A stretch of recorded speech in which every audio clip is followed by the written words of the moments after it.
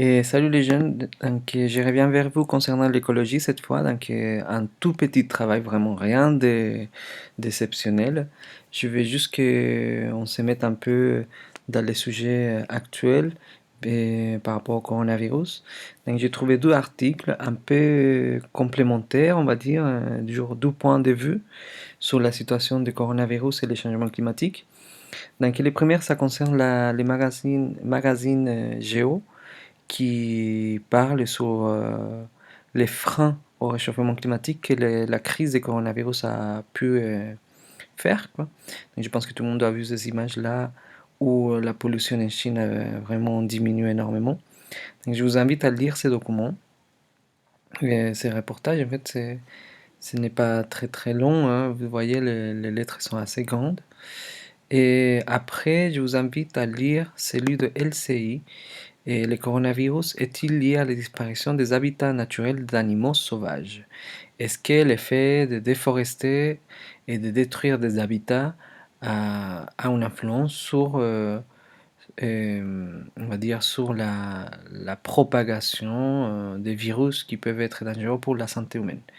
Donc, je vous invite aussi à lire, à écouter les vidéos. Et à la fin, ce que j'ai besoin de votre part, c'est un tout petit travail d'essai. C'est-à-dire, vous m'écrivez une page, hein, sur ces sujets-là, et les coronavirus et les changements climatiques. Et je veux votre point de vue. Comment est-ce que vous ressentez les choses? Comment est-ce que vous vivez les choses? Comment est-ce que vous pensez que les changements climatiques ont une influence sur la propagation des virus ou pas?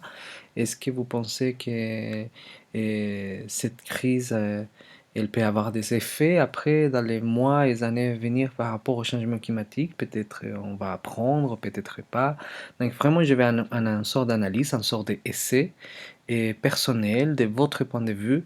Et voilà, c'est juste une page.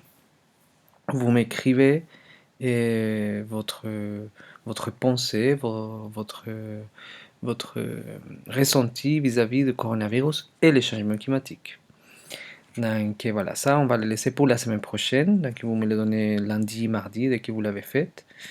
Et après, la semaine prochaine, on va revenir sur les cours des risques naturels. Donc je vais vous envoyer un petit document à lire. Et après, on va passer à des études de cas, comme je vous avais dit, pour préparer les CCF.